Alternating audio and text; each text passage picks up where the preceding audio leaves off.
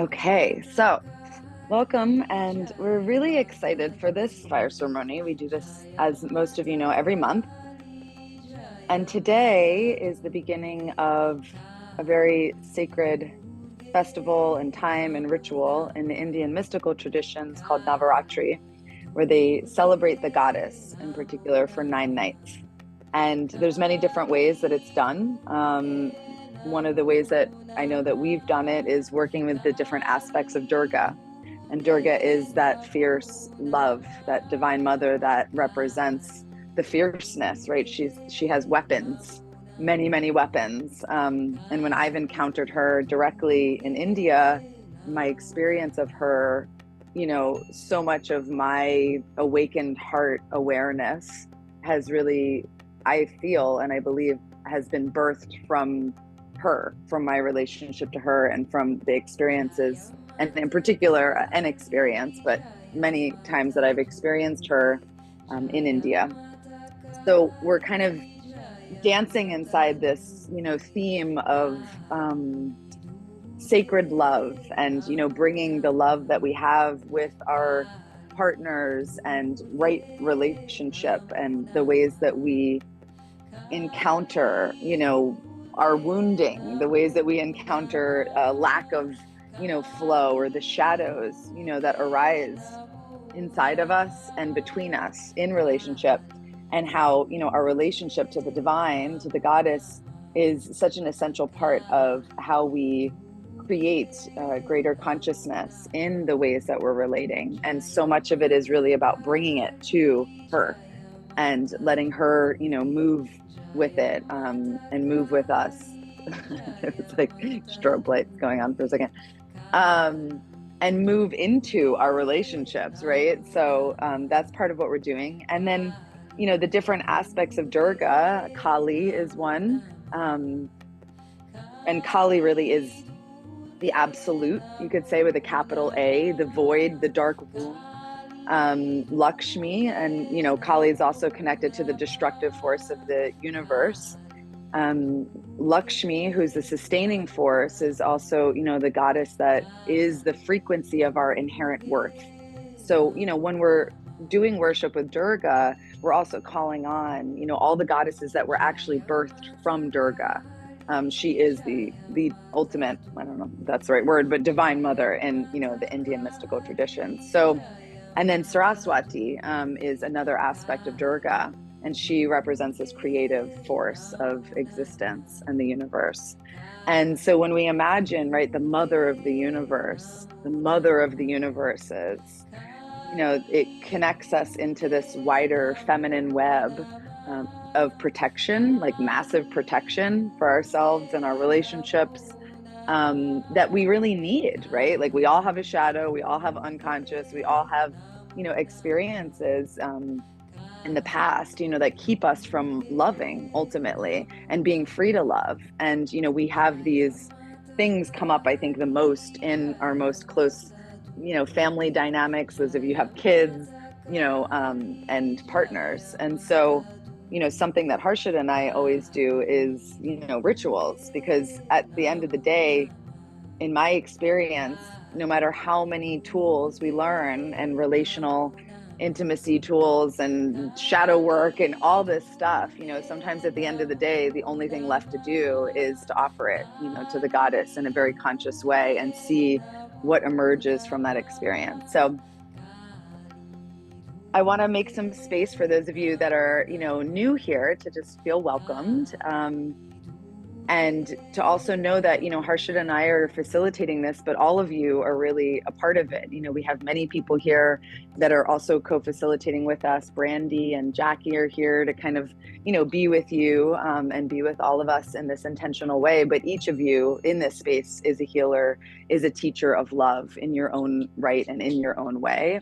And it's so powerful for me when we come together like this for that reason, right? Because we each carry this energy of unconditional love in our hearts, and wisdom that comes through our, ancestral, through the ancestral realms, and Durga, is an ancestor, and connecting to our spiritual ancestors and guides and protectors and guardians is such a huge part of shadow work, and embodiment work, because when we open ourselves and open our hearts, we don't just open to what's good and what's auspicious and what's blessed. We open our hearts to everything, which includes suffering and all of the intensity of wounding and pain and so many things, discomfort, I know that you all know. Okay, great. I'm going to read a poem, but I want to pause and just see, like, if you would like to just share in the chat, if you haven't already, where you are in the world, if you want, and also just, what are you praying for in this circle, and I would offer and, invite you to offer a prayer for yourself and for how you're cultivating right relationship, or maybe how you're putting an end, right, to certain patterns of relating that you've inherited romantically, but also how you relate to yourself and the world and the land where you sit, right? Like, this is such a rite of passage, this work into, dissolving the separation, that we've inherited between us and the earth and between us and one another. So curious. And then also, if you could offer a prayer for someone else, for, something else in the collective, and just let both of those kind of dance through you. And you can write it in your journal, but also write in the chat. And I'm going to grab some water. I'll be back in a moment, and I'll start reading some of them. Oh, there's water right here. Amazing. Thank you.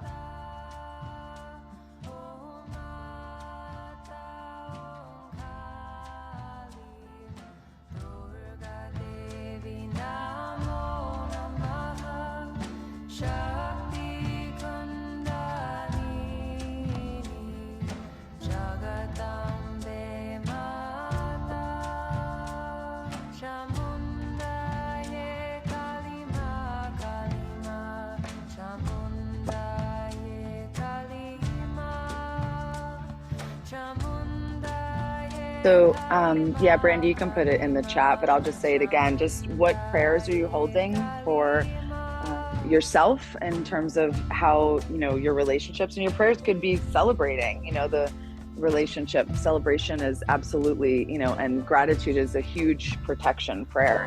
And how, any prayers for your own relationships, as well as, and then offering a prayer for someone else, or for the collective, or for something else as well.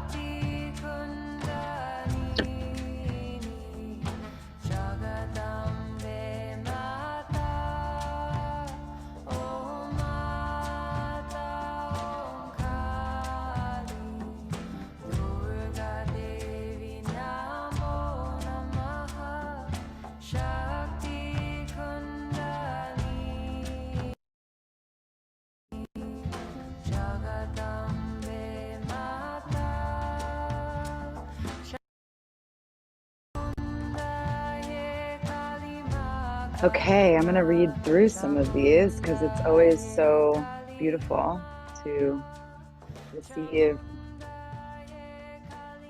your hearts and prayers.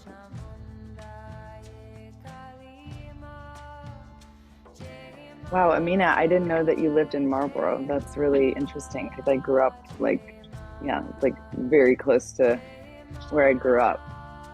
I mean, I knew you were in New Jersey, but that's like the airport, the Marlborough airport is like where I used to, it's a small airport that I used to always fly with my dad.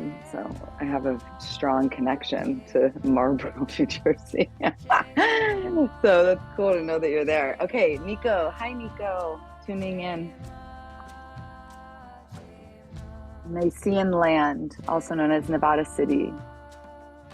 Offering my prayer for all of us to remember who we really are and relate to one another from remembrance. Amina, alchemizing rage and anger for generative actions, praying for a free Palestine and for God to ease the suffering of all beings in this world. Let me go back.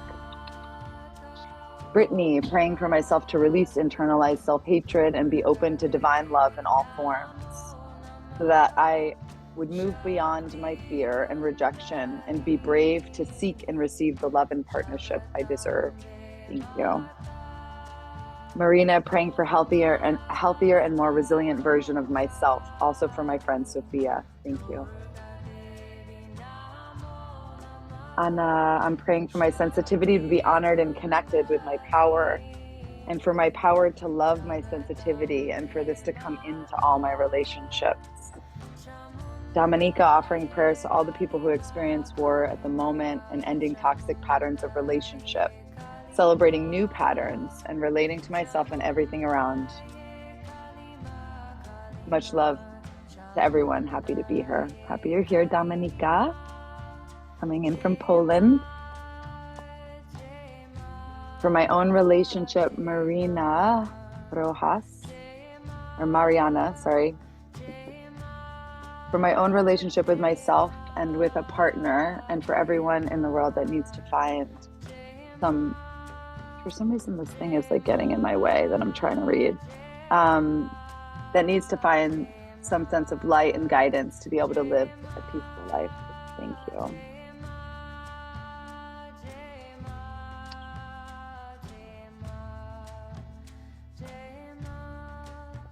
And I'm also curious, for those of you that are in romantic relationships, for those of you that do have partners that aren't here, if you want to just, put their names into the chat. So, these prayers could also, benefit them, which they always will through you, of course. But, just to kind of bring them into the space, especially because so many of you I relate to all the time, and you have these people in your life that I don't know, that I wish I did, sometimes. I mean, maybe I would, I don't know, depends who they are. But most of you, I'm sure, have really amazing people in your life, and also, your families and your kids. And for those of you that don't, have that, and there's a longing or there's a peace for you in that, an ache for that, a longing for that. It's like, as we receive one another's blessings and blessedness in relationship, we open up, our own, we open up our worlds, to receiving that. So also just receiving others, and if there's anything you want to share about them. And for those of you, that have a longing for that peace, and a grief around that peace, right? Sometimes we bring in, we all bring grief into our relationships. So just kind of naming that too. And if there's a longing for that, like, let that be named, because ultimately, all the things that we're longing for in relationship, from material reality, is also mirroring this deep longing we have for God, for the divine, for something to kind of meet us and match us and expand us and uplift us and magnetize us and draw us. And these days we put a lot of pressure on one another to be that. And like I said, I think ultimately there is that deep soul ache that is underneath and driving all of our desires. That is a desire for connection with the sacred. And both are important and both are valid, and they're obviously interconnected, right? So we'll just take another minute to just let some of that, like, relational love and allowing us in our relationship to the goddess to be a lovership as well. I don't think we can have too many lovers. I think, keeping all of our lovership towards one person is quite stingy and, I don't know, oftentimes not effective in my experience. When you have so much love to give and so much insanity and so much beauty and so much grief, it's just, I would never have made it in any relationship romantically if I didn't have a relationship to the divine, and that third, being a part of the relationship and every relationship that I ever have. So just musing on that for a moment. And if you want, if you feel like you've already shared and you feel complete, you can take some time and make sure you have water. If you want to move your body, we do body temple dance on Fridays for those of you in our membership. So we're always dancing, but in these practices, we work with mantra. We're mostly seated, but you're welcome to dance. You're welcome to move your body, to stretch, anything that you might need to kind of prepare your space or prepare your body. Sharing is preparing your heart, you could say. It's very generous to share into a group. And, there's something in all the different levels and layers of our being as we come into preparation to receive the blessings of great protection that flows through the goddess.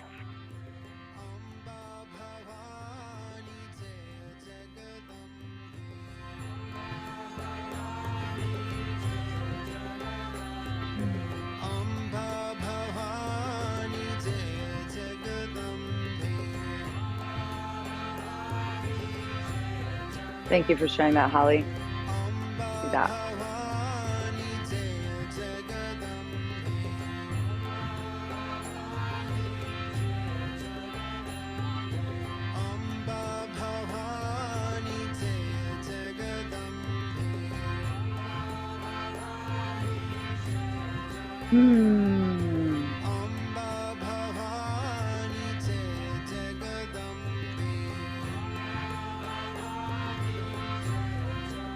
Yeah, you want to, right?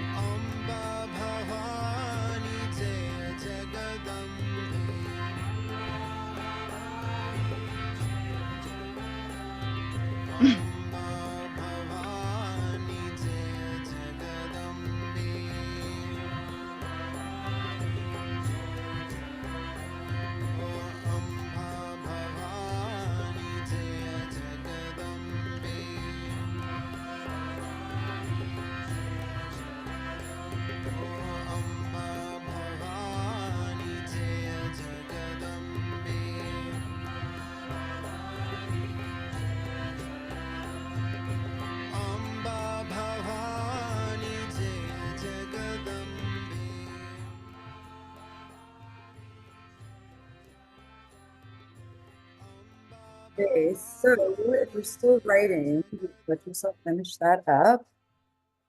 And we'll just take a moment here and take a few breaths together. You can interlace your fingers like this and just reach your arms up. You're still writing, take your time and just kind of wiggle side to side in your seat. Hello, Hashida, welcome. So happy you're here. And just take a nice deep breath in through your nose and make a little sound as you exhale out of your mouth. And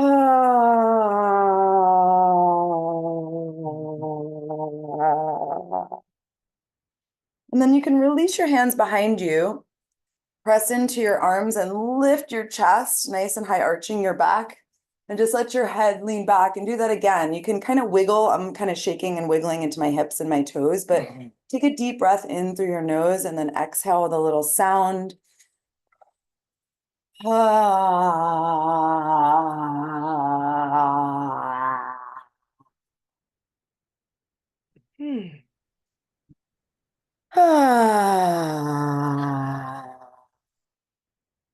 And then take a nice twist. So turn to one side and twist. Oh, take a deep inhale in and out of your nose this time. And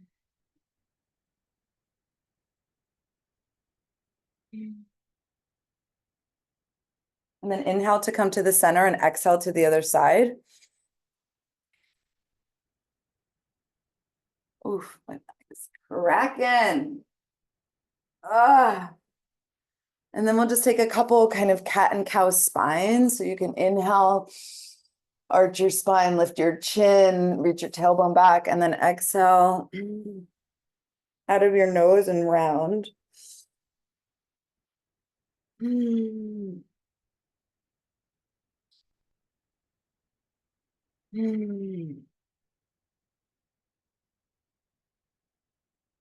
Feel your seat, feel your sit bones, your tailbone, feel the earth and the energy of the earth below our bodies, the sacred goddess that is the earth right here below us, honoring that relationship. We've had a very intense kind of like full moon to new moon eclipse portal over here. I mean, I don't know what's going on with you guys, but anybody else have really Hadn't been intense that fun. eclipse portal the past couple weeks. We've been like, oh no. And like knowing we were doing this fire ceremony, especially for me, like I just kept being like, we're doing a fire. Like I kept being like, when are we doing it? When are we doing it? And we do rituals on our own, of course, and it's so important for us, but like it's so, so imperative for me to be in community. It's essential. And Libra is the great bestower of love and blessed, beauty that heals us, love that transforms us, that awakens us to new ways of relating, so it's such a potent time to, put out our prayers for right relationship and for cultivating that through the ways we work with our shadow and our wounding, because those are the, portals that we oftentimes gather the energy as annoying, as just uncomfortable, as terrible as they can be. She's gesturing towards me. I didn't mean to do that. I'm sorry. I just meant like terrible. It can be hard, is what I'm saying sometimes. And then can be so,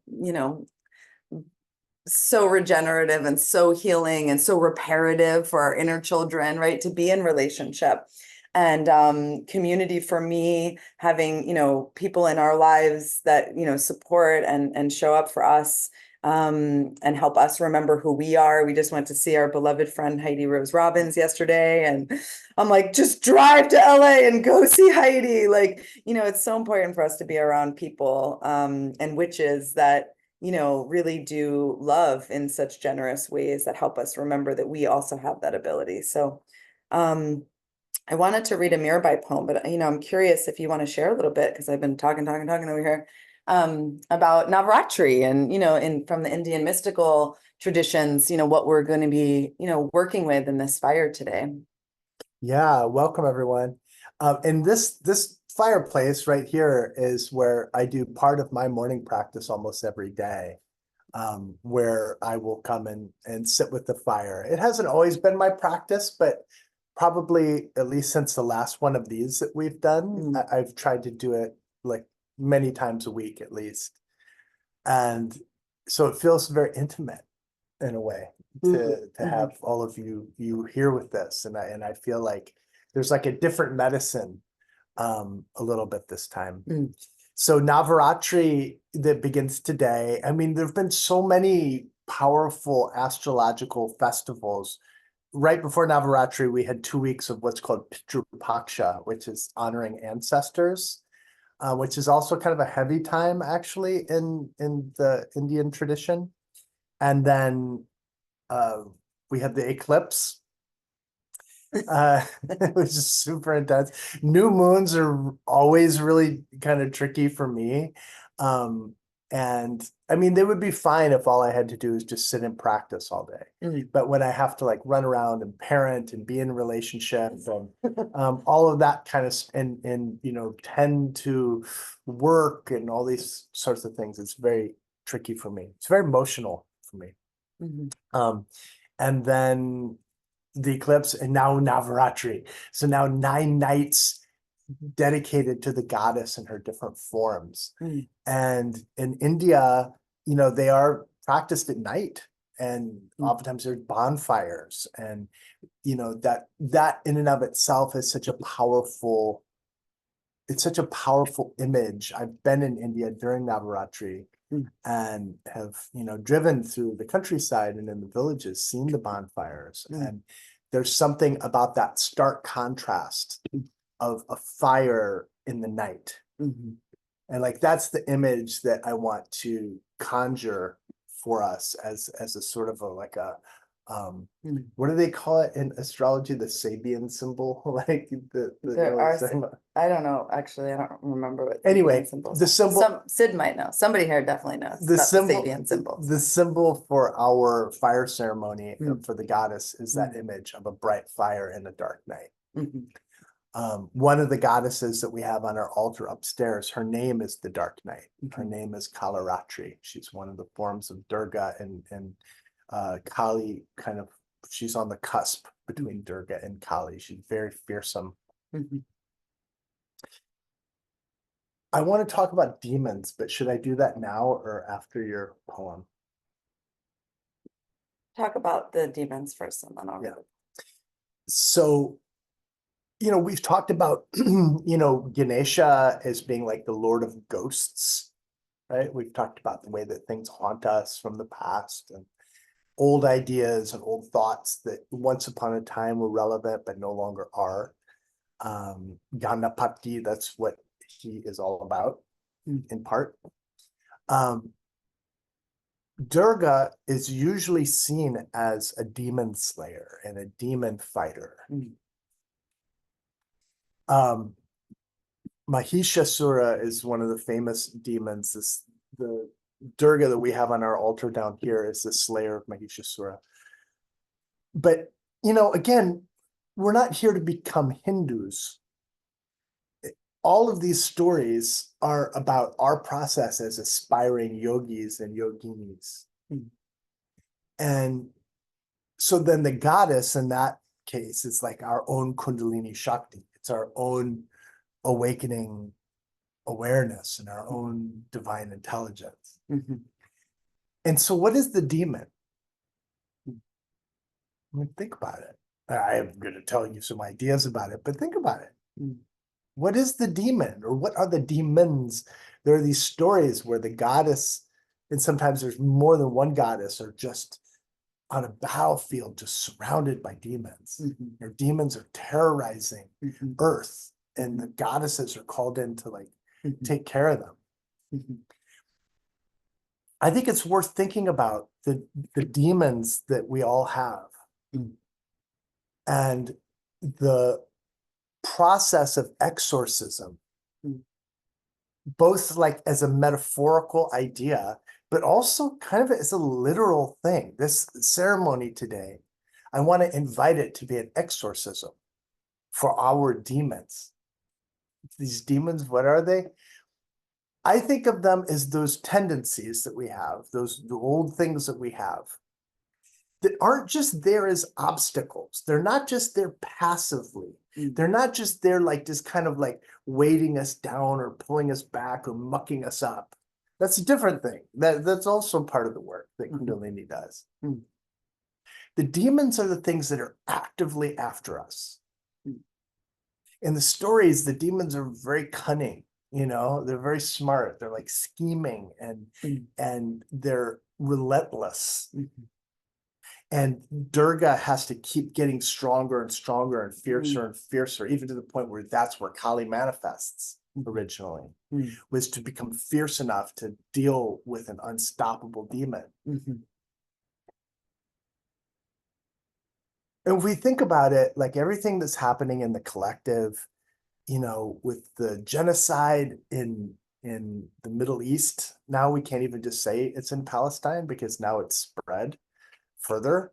The environmental catastrophes that are happening around the world, just this time where we're in the age of mad kings, where the kings themselves are demons. In a lot of the old stories, the demons were the leaders also. I'm thinking about this power over, this is a thing that we talk about a lot in body temple, is power over as opposed to power within, and this really clear distinction between a force that is coming from that space of power over, as opposed to the interconnection to power. And say more about how that relates to what we're talking about with demons. I mean, talking about demons and what that is, what is a demon, what is a demonic force, or what is it, especially in Tantra, where we're well, everything on the ultimate level is love, and also on the feminine path, where we're we don't reject anything, we embrace everything, right? And then when we really, look at it, we live in a dualistic reality, right? That's part of what we're doing here as householders. And so to really also be able to see no, there are forces that are, there to, occupy us in ways that are oppressive, or, to also just admit that there are these forces that are really only functioning from this like power over, as opposed to enlightening and awakening the power within, through its contact. It's like a vibration, like a bad vibration, bad vibe, right? And like some bad vibes are just there, just kind of polluting the atmosphere within us, because we're talking about really within us. What I was starting to say with the outer leaders was that, I believe that all of that kind of stuff is really manifestation of our own human demons. That, whatever Trump is also the leader of a whole movement with lots and lots of people, so, but with us, coming back, always back to us, because we're the ones that are here for the fire ceremony. It's like a demon is like a bad vibe that has like gotten so much momentum that it has its own life. It like has its own kind of, it's like an entity within us. It's like there's germs in our body all the time. It's fine. The germs get to a certain point, we start to get kind of sick. But if there's a virus, that's different. If it's an infection, then it's got its own life, and we have to actually combat that infection. That's the demon. That's what I see the power of Durga being. In addition to, we can look at her as the universal mother and so many beautiful things. But for today, like that bright fire in the dark night. And we can put that energy out into the world, the dark night of this world that we're in right now. And we can, but first, we do that within ourselves and invite all of us to exercise the demons. And since we're talking about Libra and relating, what are those demons that are inside of us that are really keeping us from loving and being loved the way that we deserve to? I mean, come on. We do a lot of rituals with each other. And I didn't even tell you that we were going to do this, but I brought some sandalwood paste and some of this kumkum, which is like this sacred red turmeric. And so sometimes we'll do ceremonies where we actually adorn each other and do different things, working with our energy. Today we're just going to do a fire ceremony, but I just thought that would be a nice little thing to do. And sandalwood, in as working with it as an herb, when we use this a lot in meditation, and it has this cooling property, and I think any great romance, has a lot of fire, and oftentimes great romances start in conundrums of codependency and all kinds of shit that like everybody that's like online is like pretending like they don't experience or whatever. But not you online, meaning not like you. online, like online influencers, including me. I mean, there's only so much dirty laundry you want to like air out online. So, I get it. But I'm just saying, like, that's part of it, and that's part of why I love the mystics in these traditions, because they express that just insane, intense fire that they had for love towards the divine, towards love herself, and when Harshita was saying this thing about, these demons, that they show up as patterns, right, in our bodies. And that's why these somatic practices, adorning the body, connecting to the fire as the mouth of the goddess, a physical, like, fire, right? These are ways that we work with these patterns that we've inherited, that live in our subconscious, that is, our body, and that build. And, when we don't have awareness of them, which is what we're continually working towards, but also many of you, if not all of you, have done tons of work around this already. So just letting this also be a celebration of like how far we have come, and like the subtleties of evolution that I think are also important to name, especially in, our most intimate relationships, where we get the mirrors of ungenerous reflections the most, our kids, and to like remember that there's so much love there, and that's so important to keep reorienting back towards. So I'll do this before as part of the fire ceremony. I just wanted to show it. It smells really good. Yeah. And, I think when we see things, for what they are, it's like, in terms of, working with these darker forces or denser forces. Like I just think about addiction. My father struggled with, addiction his whole life and then, died in addiction. Both And of my so, parents also, right. And, and all my Harsha, brothers and my nephews. yeah. So like, that's part of why when we talk about it, it's different when like you're in your somatic session and we're like, we reject nothing, like everything is welcome. And you know what I mean? Like this is part of what we do on the path of the feminine is like, we're not saying we need to get rid of or like fix something, mostly because it's just not effective. Like trying to get rid of something. Have you tried? Like, like basic witch level 101, right? Like letting go of the thing over and over again. And have you noticed how some of it hasn't gone away, right? Like that's an indication that it's a part of you that might not go away, but this is how we learn how to relate to those parts differently. Even if I'm like, whoa, that's like this really intense part of me that wants to sabotage every ounce of love that I could ever possibly, experience. Like it's really important for me to learn how to relate to those parts, or has been and continues to be. So I just want to kind of name that and name like the tenderness and the compassion and the confidence, that we do create and the clarity that we can create through this work and this practice. So. Okay, our neighbor's coming here. Okay. Okay, so I'll read this poem.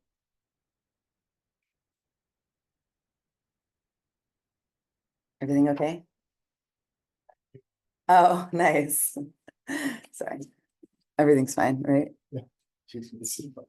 Oh, the cart. Okay. All right. So We get to Mirabai. help a mom out too. Perfect. This is such a cool goddess ritual. Our neighbor is a single mom and she just came over to borrow the car. The Davy's like, all right, showing up, get it done. Okay. Love in action. Here we go. So Mirabai is one of the most incredible mystic poet saints from northern India. This book is called Sweet on My Lips, the love poems of Mirabai. And Mirabai, had this obsession and this, love affair, a lifelong love affair with Krishna, the god of love. And so I wanted to bring in, and the fierceness, right? Like there's a fierceness to love that is, it's something that just like can't even be named, in so many ways. And I think poetry really pulls us deeper in. So. My beloved came, I watched the road, and I, the solitary, attained him. I decorated the plate for puja. I gave my jewels to him. And finally, he sent messages. He came. Bliss adorns me. Hari is a sea of love. My eyes are linked to his in love. Mira, a sea of bliss, admits the dark one. My eyes are linked to his in love. Mira, a sea of bliss, admits the dark one. And the dark one is what is referring to Krishna. It's what they would call Krishna. Shama. Yeah. But Krishna also means the dark one.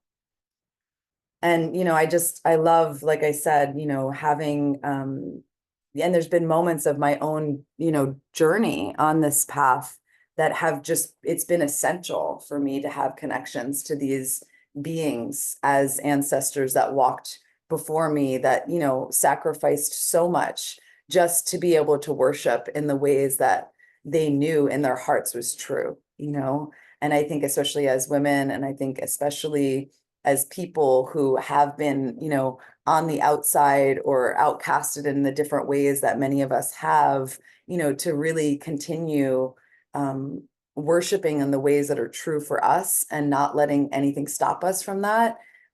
Especially in this day and age of what Harshita was saying, like mad kings, like this is just, we're not the first people that have also been, facing into forces like this and having to stay rooted in the kind of love that like really transforms and, offering the gifts we have to offer. So I just want to kind of remind us all of that, the ancestors that we have that can support us in this journey. I want to just clarify one thing, and then we're going to light the fire. Is that because just looking at a lot of the comments, beautiful comments and questions. So when we talk about exorcism, yeah, it's not about like making them go away forever or killing them or whatever. What it is it's a transformation of their energies because they're not actually demons.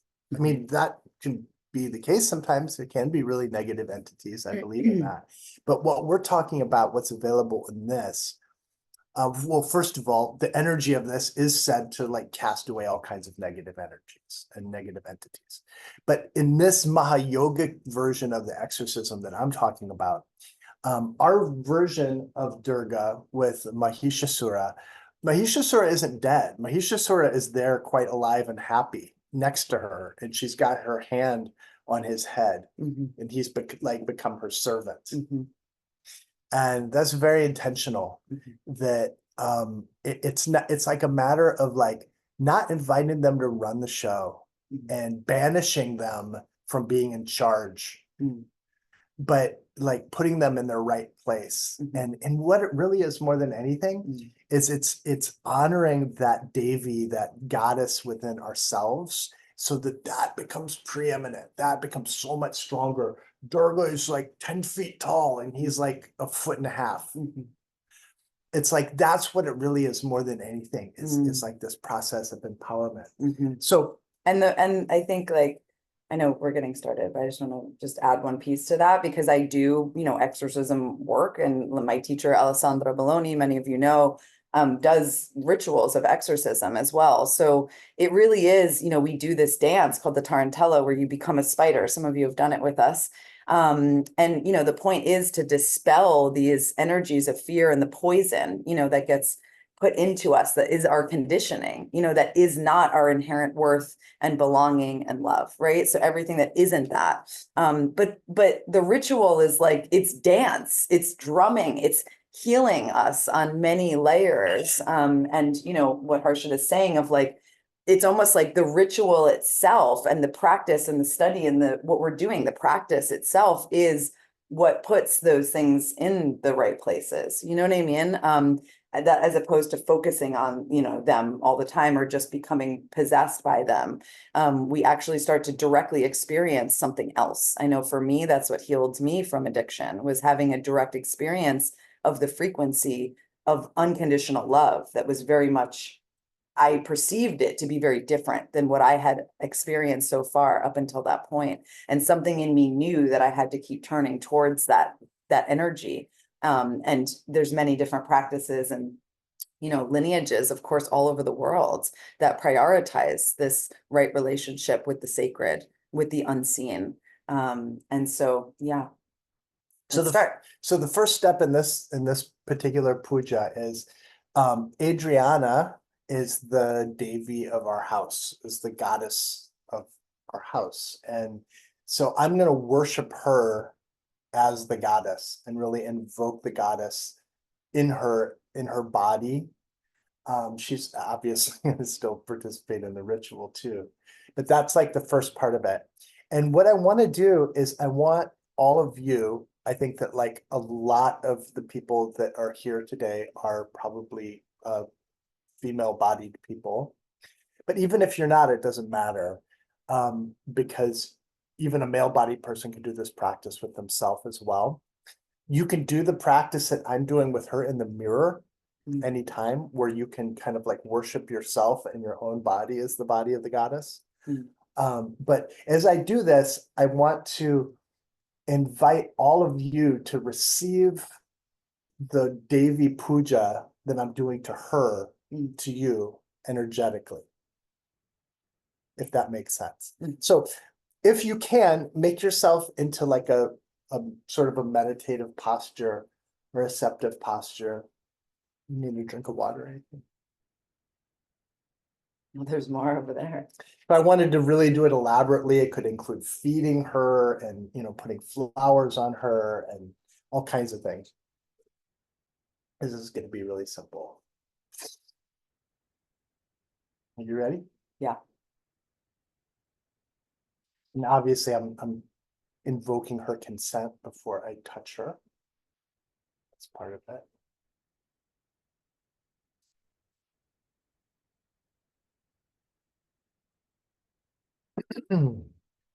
Om Ya Devi Sarvabhuteshu Shakti Rupena Samstita Namastasye Namastasye Namastasye Namo Namaha Ya Devi Sarvabhuteshu Shakti Rupena Samstita Namastasye Namastasye Namastasye Namo Namaha Ya Devi Sarvabhuteshu Shakti Rupena Samstita Namastasye Namastasye Namastasye Namo Namaha Ya Devi Sarvabhuteshu Shakti Rupena Samstita Namastasye Namastasye Namastasye Namo Namaha. So I put the sandalwood, and this can be elaborate. I put the sandalwood on her forehead, like on her third eye, and her throat, and her heart, and on her feet. It can be more elaborate than that. And then I'm putting this red vermilion, same thing. And I'm really seeing her and seeing all of you as the goddess and inviting you to take that into. Om Katyayanaya Vidmahe Kanya Kumari Dhimahi Tanno Durgi Prachodayat. Om Katyayanaya Vidmahe Kanya Kumari Dhimahi Tanno Durgi Prachodayat. Om Katyayanaya Vidmahe Kanya Kumari Dhimahi Tanno Durgi Prachodayat. Om Katyayanaya Vidmahe Kanya Kumari Dhimahi Tanno Durgi Prachodayat.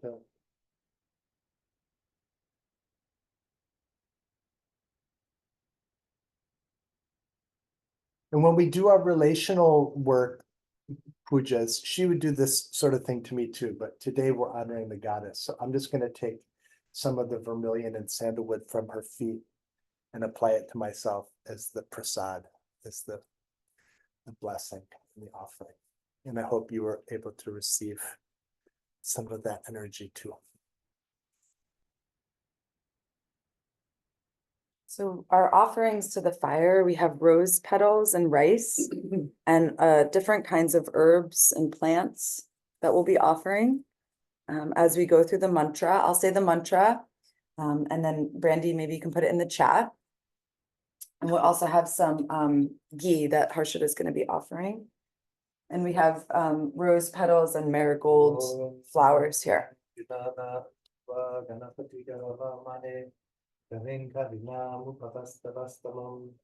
Jeshtarajam Brahmana Brahmanaspata Ala Shinvam Nutibisida Sadhanam. Om Namo Bhagavate Rudraya. Om Namo Bhagavate Nityanandaya. Om Shanti Shanti Shanti. The mantra we're going to do is Om Dum, D-U-M, right? Yeah. Om Dum Durgaye. So Durga, Durgai, D-U-R-G-A-Y, Durgaye, G-A-Y-E. Om Dum Durgaye Namaha, Namaha, Namaha, is to bow in reverence to this great sacred feminine power that is Durga.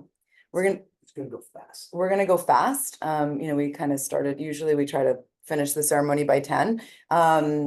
So, I mean, we're not rushing it, but we're gonna go fast. It's a short mantra. It's a short mantra, yeah. But usually it takes around 10 minutes just to give you a time sense. And then we usually sit, for a little bit, 3 to 5 minutes after that. And you can focus on the fire. I'll bring the screen a little closer. So, this is a time for your relationship to the goddess, just be really, between you and the goddess, right? Like you and the fire, it's not about us. It's not about anyone else. There's like a very direct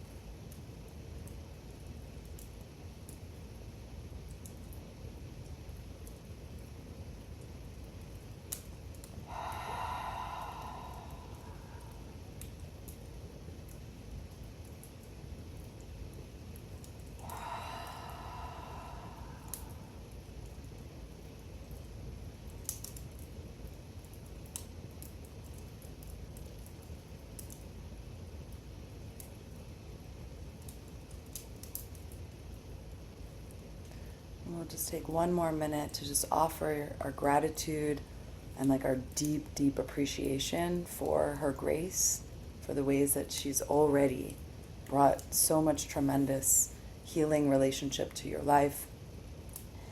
And really feel into your body, into the physical form of yours, and notice where there's constriction or tension.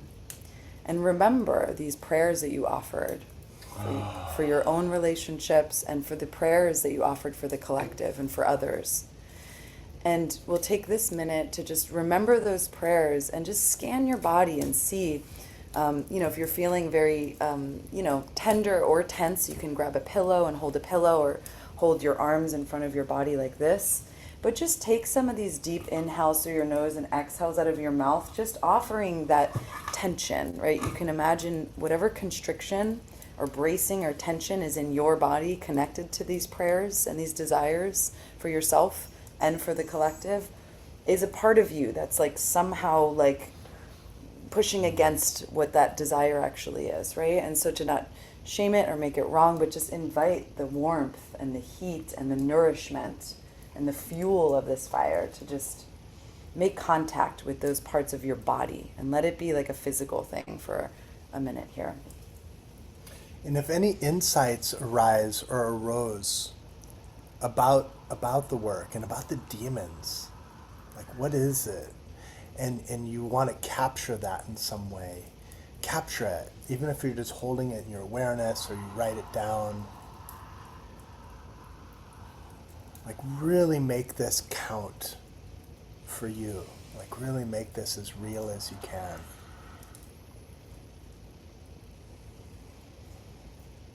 Sometimes there's no words also. I'm not saying that there has to be. Sometimes it's just an energetic pattern. But if there is something, honor the message of the goddess in this moment, because she will speak to us sometimes.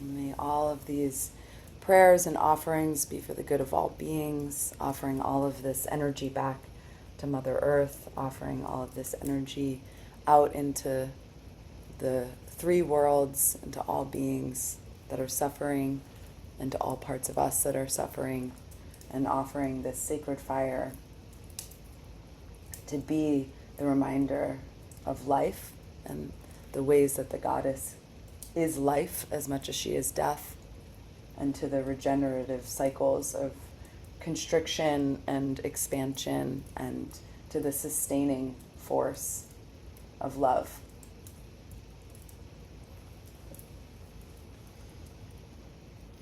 So you can take a moment and just feel your sit bones, feel your pubic bone and your tailbone, just growing roots connecting you into the earth. And from this fire to the fiery core of the earth, just letting that medicine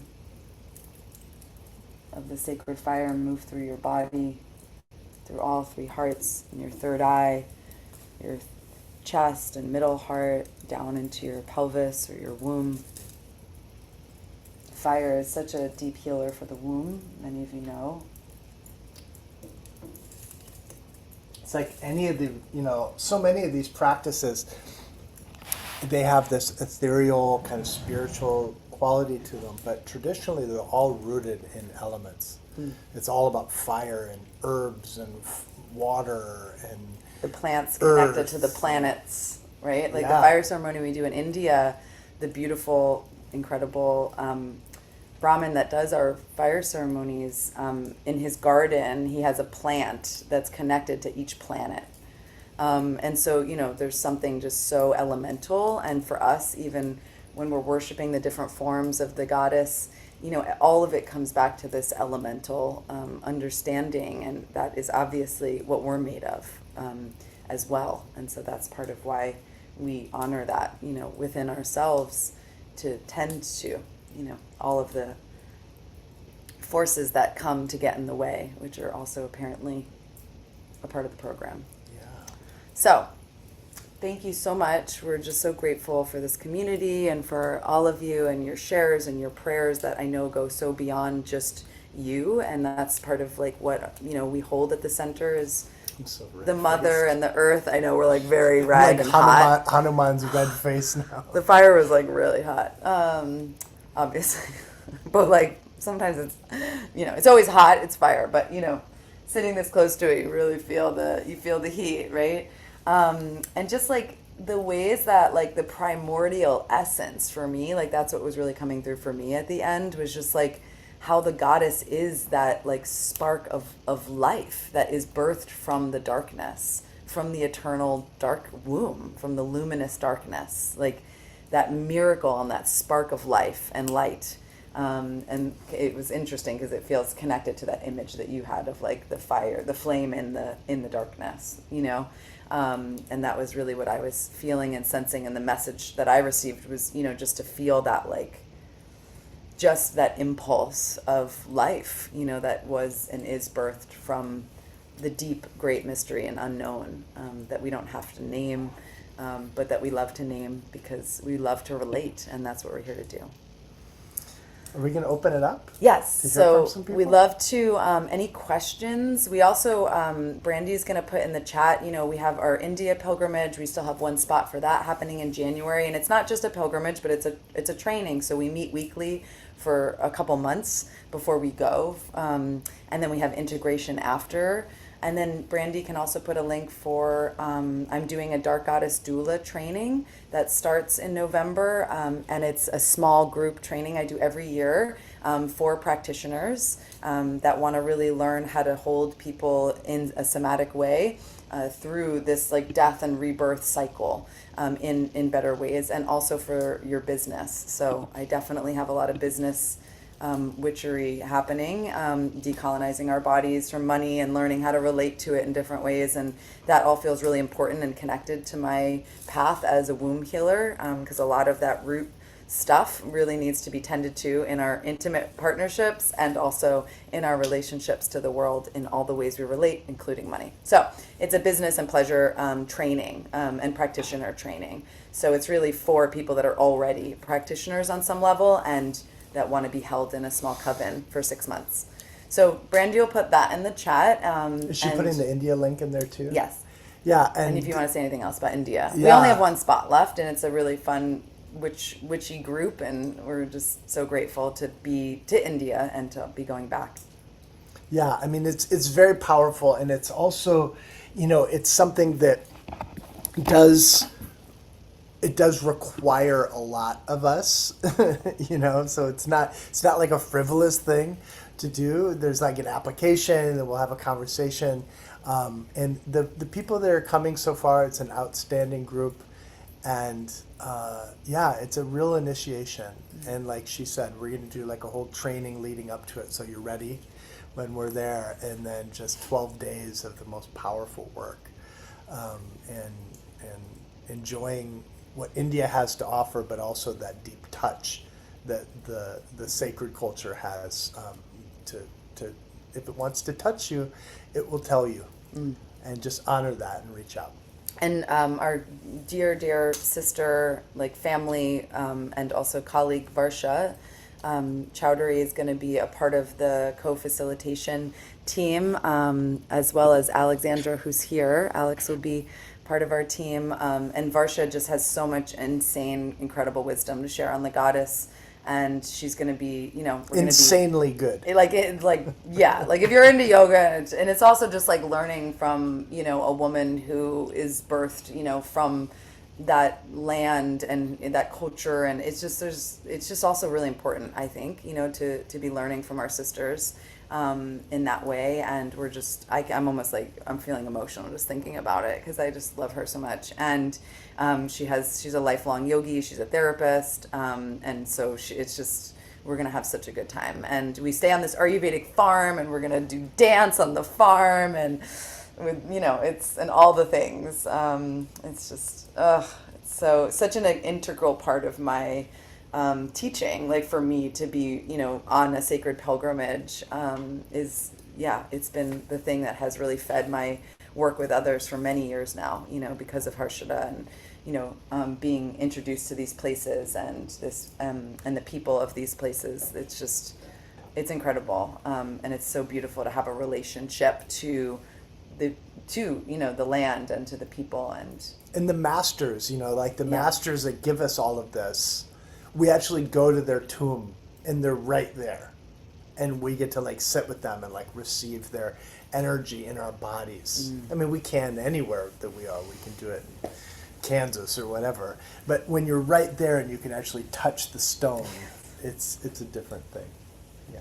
Shout out to Kansas. Let's Okay. hear from them. We're just talking. Are they raising their hand or unmuting, or how You would can like them to do it? as you please. I think I like to give people the option. If you want to hit the reactions and raise your hand, you want to just unmute, and any insights that came through, like when you listened to the fire, like what came through for you, and just to get your voice into the space, especially if you're practicing the art of being seen. This is a good place to practice it. Shout out to Kansas, yeah. I mean, Yeah, seriously. And also any questions or anything that arise that you want some support around. Hi, Hi. I'm hearing feedback, but I might be able to talk. I hear myself really loud. Hold on, Casey, and then Lusa. I don't know how to say your name, but I'll find out once you talk. Okay, but Casey, you go first. I can't do it though, like super loud, double. Hold on.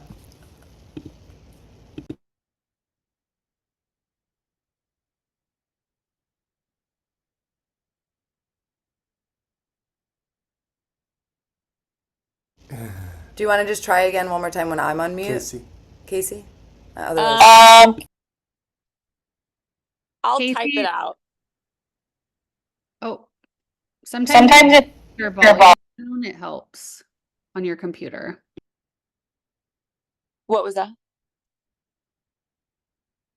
Sometimes if you turn your volume down on your computer, it helps, but you sound okay now. I don't know. Yeah, that it worked now. Okay, cool.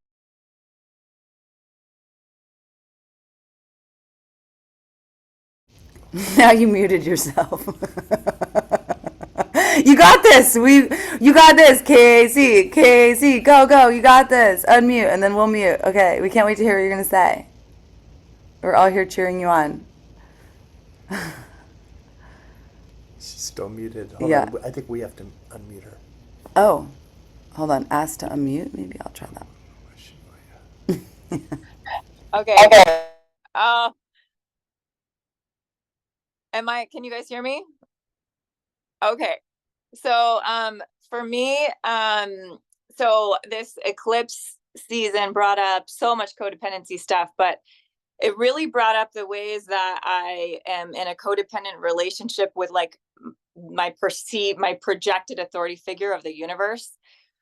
Like what I mean by that is like, you know, I've been practicing astrology for like 20 years. So my thoughts about my chart were like things that I came up with 20 years ago. And they're like, I haven't updated them. Like I haven't, like I just have this narrative about who I am based on my chart. And I'm in an incredibly codependent relationship with that, who I am in that chart. And I am like, that's my projection. And like, and so all the codependency, like healing that I did in the last 2 weeks, it just came out, like that clarity came through. And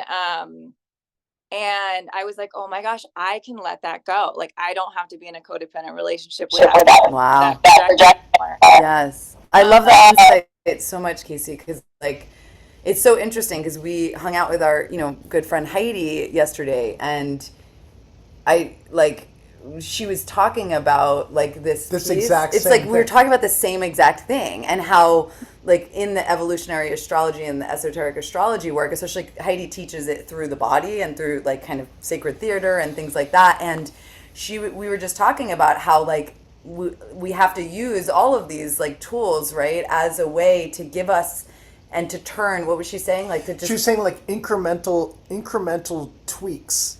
And like all of these different planets and placements and all of these things, they have one thing. But then if you look at them from a slightly different perspective, then there's this other thing. And how important that is, like to just see, just is like the tiniest bit. Because we were talking about like retreats, because like I teach on her retreats, and her retreat's coming up in a couple weeks. And then we have a retreat coming up in New York City where we're going to be doing a lot of this work. And it's like just to be able to see ourselves like the tiniest bit different, like what you just said was just like so massive for all of us, because like that really is like everything, and it's ongoing, right? Like what you just shared is such wisdom, because it's like, especially if those of us that have been on a path for a long time, blah, blah, blah, like, and like if you don't keep updating that, like that's what happens, right? I mean, it happens to all of us too. This is part of where we get stuck, but I love that. And I actually we did an interview with Heidi, so you'll be able to hear her say it. I'm going to put it out tomorrow because I've been sending out way too many emails, but I did an interview with her about this exact thing in a certain way. So it's so cool. I love that. It's so cool. Yeah. Who else would like to? Somebody else was about to jump in. Yes. Do you remember who? I didn't know how to say their name. Lusa. Yeah. Or something like that. Yes. You want to unmute and jump on? If you're still there. Lusa. Yeah. There we go. All right. Really To please get on here. Oh Boy. How's the the sound? It's good. We'll figure it Yeah, out. that's great. Okay. I'm here. There's a kickback. Is there a kickback on your end? Hey, Mute us. David and Adriana, it works better when you muted yourself. Okay, we'll move it. Go. And tell us how to say your name, because I feel like Lusa. Ooh, and it's not kicking back anymore. Okay, good. All right. Yeah, just really grateful to be here today. And I don't typically share. And I've just been following you for a couple of years, and I think it's amazing the work you both do. And I love Heidi Rose Robbins. I've been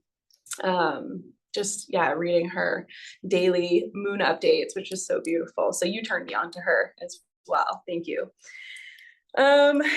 For me, I think it's just really critical to like do ceremony more often. I work with the elements quite a bit. I run a wood-fired sauna, and I feel that. I feel it in my bones. I feel I need it. And I've been on this precipice of this, like, just this, continual, it'll continue for my whole life, with this awakening and this evolving and learning really the root of like who I am and who I want to be. And I wasn't quite sure what the transformation would be. But I've been with my partner for 10 years. We've been married for 3 years. We live on a beautiful piece of land in the Pacific Northwest. And, but we talk about being in right relationship. And I think that we've been learning how to be in right relationship, but also don't know how to do that. And so, really, it's just been a big eclipse, and I just wanted to share that, like, I was having a really hard time with him. We were gonna probably go our separate paths, and then we got pregnant with this child in January, and I was like, well, this is gonna be some glue. I don't know if it's gonna keep us together romantically forever, but like, we're going to be a great team no matter what. And it was just so much turmoil in the heart. And like, I was carrying this baby for 9 months. And I was just like, well, we'll figure it out, like the mystery. And I'm going to feel this unconditional love for this child. And I'm ready for it. I wasn't sure that I was ready for it, but I'm going to be ready for it. And on the Pisces full moon, the harvest moon, which is 3 years ago, we got married on the harvest moon. And challenges arose after we got married. Some they like changes things. I wish we kind of didn't do it, or at least tell the state. I don't know. But we got married on the harvest moon, and that's kind of when we celebrate our anniversary. And the baby was born on the super moon at 36 weeks. I was going to have this home birth in this geodome that we built, and I was going to have the saunas and the baths, and had a midwife, and I was going to try to birth this child here. And I had to go I just wasn't feeling her move. And she was stressed out in the womb. They didn't know what was going on, but her heart, when she was born, she had all sorts of fluid around her lungs. We went in for an emergency C-section, and she only lived 12 hours because of her heart was not formed right. It needed a complete transplant, and she couldn't live long to do that. And so it's just like walking through this transition and how it's going to transform, the love for myself and now this child who I'm getting to know on this like other cosmos, other place, and still undergoing this transformation. And then how Kurt and my husband and I will like transform, or are we going to walk into this right relationship, the meaning of it all. And just like, maybe there's not there has to be a meaning for it, but it's just been a lot with the eclipse and the timing and transformation and right relationship. So I'm just really thankful that I wanted to share, and just thank you for hosting these things. It's hard for me to share, but it's also like so critical to, I think, moving through this month and hoping to like give birth at the end of the month, and really just like holding space for like ritual and connecting with my body and my womb and fire and heat and all of it. So thank you for helping teach these ways of honoring ritual and ceremony.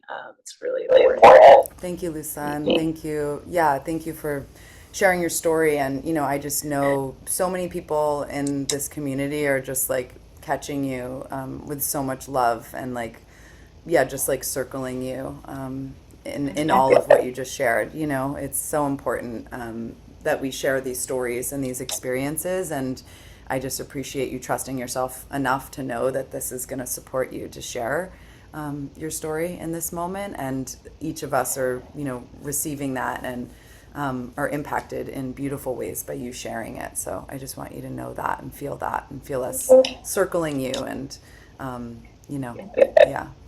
And have you seen the film Fierce Grace about No. Das? Go look it up online and watch it like today. Okay. Yeah. Okay. I'll just leave it at that. Yeah. Here's Grace. Yeah. Yeah. Thanks. Yeah. Thank you so much. I'm so happy you're here. Come back. Okay, we're Thank at you. time, but I want to maybe hear from one more person. Do you have to go? You have a session? No, I don't have anything right now. no, but just I like being late. Going late. Aquarius rising and Capricorn rising. so should we ask about that? Okay, Holly has her hand up.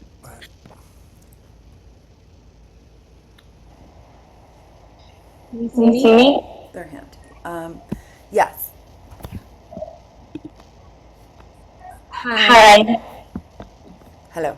I just wanted to for this. Is it echoing? Okay. I shared last month, and I just wanted to say thank you, because I think it really helped open something up in me and just helped me to realize how much my spiritual practice and being in community is really beneficial to my healing, especially around codependent patterns. It really inspired me to go find another support group for children of alcoholics, and just like keep working on these codependent patterns that continue to show up. And you think that you've worked on it enough and that it's just going to go away, and it doesn't. The demons come back, or they, there's deeper layers to work on. And this Libra eclipse is on my ascendant, and those people pleasing patterns, those ways that you like shift your identity for love and look for external validation and fear authority so deeply, so there's just been so much of that coming up lately. But yeah, I just wanted to say thanks for holding this and making it free, because I'm also working on my codependent patterns in money and work, and just having it available. I'm really grateful for that. So thank you. Yeah, thank you so much, Holly. Yeah, and thank you for sharing your tenderness and your emotion. And we also hold that with so much love. And yeah, it's very generous to share your emotions in this space. And so thank you. Yeah, and like what you said, what Holly was just saying, I think it's like, there's this deepening of layers and intimacy, and there's always an opportunity, you know what I mean, for us to be cultivating right relationship. And I have an amazing therapist, and Harshita has an amazing therapist, and we have an amazing couples therapist we see from time to time. And we've both been in and out of all kinds of programs. I've done a ton of relational and intimacy trainings. Like, these tools and these skills are not something any of us learned, and if anything, we were modeled the complete opposite.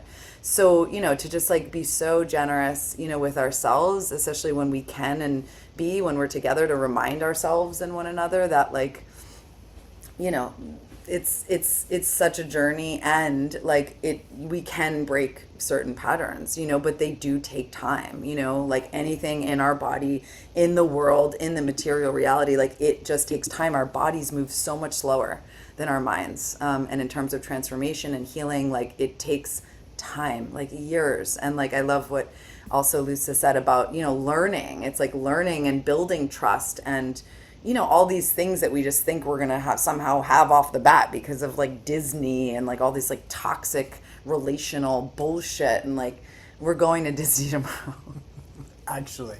That's why I said it, probably. But anyways, literally. These like fantasies of like, well, and then, to know, and then of course all the inherited abuse and, it's so much. And like, you're all doing such a good job. And I can just say that like confidently, just like, even though I don't know every single person here, if you're fucking here and you're still here at this time, like you're doing a great job. And like, there's so many things that you're already doing and that you've already shifted. And it's really important for us to like cheerlead one another in that way, for the sake of health in our relationships. So, and I don't know who needs to hear this today, but we're all lifelong students of life, and the way that we learn in life is through trial and error. And I don't know who needs to hear this, but you deserve, and you have the right, and you have the privilege of learning by trial and error. Mm-hmm. And your errors don't mean that you're wrong. They mean that you're learning. And that's the process that we're in. There's no instruction manual for life. Yeah. So we're all students in that, and we're all held in the mother, held in the goddess, held in the fire of fierce grace, held in the fire of sweet grace, held in the fire of love. And that's why we need to be together as a community as well. And it's our great honor to be able to host these, and to be able to hold space and hold the space that our teachers held for us. And thank you so much for coming. It just would not be the same without And I want to you. say, like, that's also true for all beings. Like sometimes when I look out into the world and I just like see so much like the evil empire, and like so much destruction, and like so much like inappropriate. He's not laughing at what I'm saying. He's laughing at the cat who's now meowing at the Because door. as soon as she said all beings, I thought, yeah, it's a cat learning by trial and error, and then she literally started crying. But anyway, the last thing I wanted to say, just kind of like, piggybacking on what Harshita just said, is that I hold the faith, and like through my own experience of being somebody who's learned through such massive mistakes and through learning how to love myself, through all these different shadows that have emerged in my life. I really feel like that's true for all beings, that everyone is held in that dark mother, in that great mother's embrace, through death and into the other worlds and all the suffering. We don't all have a direct experience or encounter with her, obviously. Otherwise, I think the world would be a really different place. There wouldn't be so much domination and oppression if people had that direct encounter with the mother, with love. There wouldn't be so much disconnect from our beloved planet Earth. But the cat, it's very hard for me to focus when the cat is around, because all I want to do is pay attention to her. But yeah, I just wanted to say that, because I know that it's so heavy on so many of our hearts all the time, and it should be, and we should feel anger and grief and rage and all the things around what's happening. And we don't have to only hold that within our hearts. We have to be able to hold the paradox of that alongside, this great, beautiful love, that the Divine Mother does fiercely hold for all beings, in ways that we don't have to hold. So I always need to be reminded of that, that she's holding it. We don't have to. Crazy. I know the cat. Teresa actually cat sat for us the last year we went to India. So thank you for being here for our beloved cat. Have a great day and take good care. We're still in this eclipse energy, so take really good care of yourselves and be merciful to your loved ones and merciful to your enemies and your frenemies, and just keep putting that love out there. Keep your light bright in the dark of the night. You can unmute and say bye if you want to. Jema. Bye. Bye. Thank you. Thank you. Bye. Bye. Ciao. Bye. Bye. Oh, we should have the spotlight. Myself right now. Bye. Thank you. Bye.